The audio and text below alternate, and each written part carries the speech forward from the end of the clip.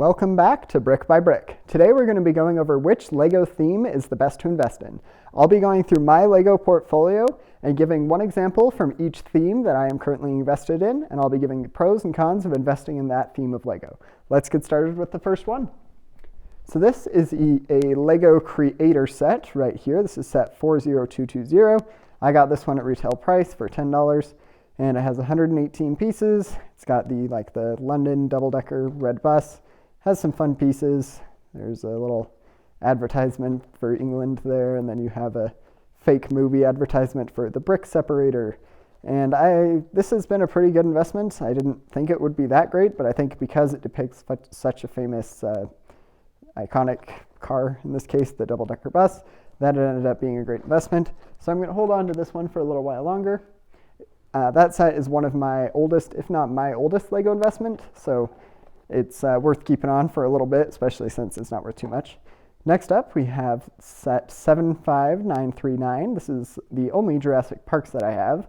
I have two of these sets, though, and it is Dr. Wu's Lab Baby Dinosaur Breakout. It has 164 pieces, and in the set itself, you have two normal-sized figures, and then you have two dinosaur figures. You have the bigger one there, and then you have the baby dinosaur figure here.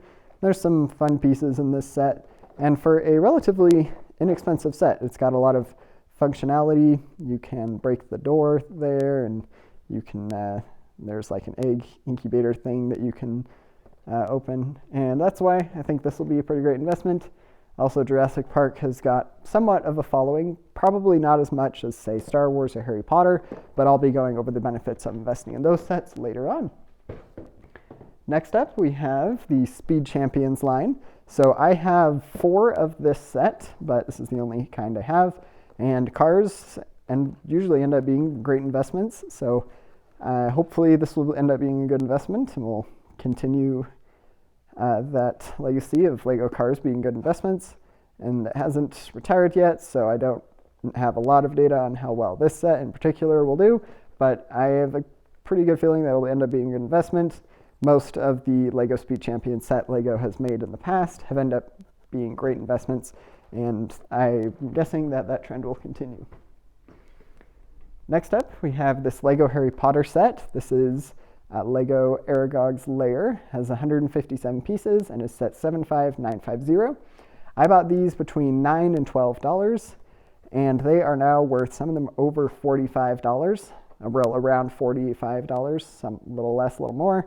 And so I've been able to get like a 400% return on investment. I bought these for probably an average about $10 per set, and now they're worth around $40. So this has been one of the best investments I have ever had, and it's been pretty great.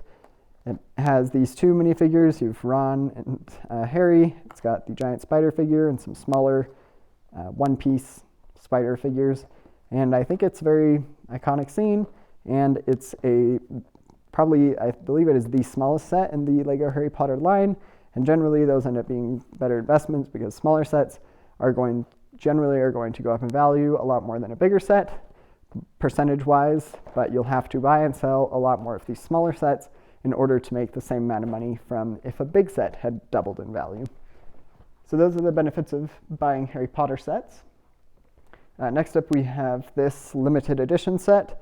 And these can be good. The Christmas sets generally end up being some of the best, like holiday LEGO investments. I only have 2 Easter sets. This is one of them. And I've kept it for a while. I plan on just selling it some Easter time in the relatively near future. And these end up kind of being good investments, but I got this one for free. I probably wouldn't have bought this if I had just seen it on a shelf. Even if it was on sale, I probably wouldn't have gotten it. But because I got it for free, it was pretty great addition to my portfolio. So I don't recommend investing too much in those, but if you get them for free, which often you do if you shop at the LEGO store or online, they can be a good addition to your portfolio if they're free. Next up, we have a LEGO architecture set. This is the Statue of Liberty, and these sets depict very famous landmarks, in this case the Statue of Liberty. There's other ones. I also got a White House architecture set, and there's like skylines for a bunch of major cities that they made out of LEGO. And those are all pretty cool sets. And I only have the White House, which I opened, and this set, which is still in box. So I don't have a lot of data on this from personally investing in these Lego sets, but I'm kind of waiting to see how well this one does, and then if it ends up being a good investment, I might be buying some more Lego architecture sets in the near future. But generally, these are pretty good investments, but they're probably not at the top of my list. They're somewhere in the middle. So if you want to get some of these that could be good, but I would make sure to get it on sale if you were to get a Lego architecture set. Next up, we have this little Lego Minecraft set. This is set 21162, and it has 74 pieces. It has 2 minifigures and 2 little animal figures, and it was a $10 set, so you get a lot of cool figures for such a cheap set. And it kind of only has one interactive element. You can cause the TNT to blow up. And I decided to get this one because I previously didn't have any other Lego Minecraft sets, and I thought this was a low-risk way to buy a Minecraft set because it was so cheap and add it to my investing portfolio. So I think it'll end up being a pretty good investment, but Minecraft sets are a little more shaky when it comes to being Lego investments, but some of them end up doing really well. It's just it's harder to pick the right one. Next up, we have Lego Marvel. So this is one of the older sets I have, 76101. It's, let's see here, the Outrider Dropship Attack. It comes with 4 minifigures, which is a pretty great deal. You have the 2 Outriders, and then you have the Captain America and the Black Widow figure. And the main function, well, I guess there's 2. There's stud blasters, and the ship itself can open up.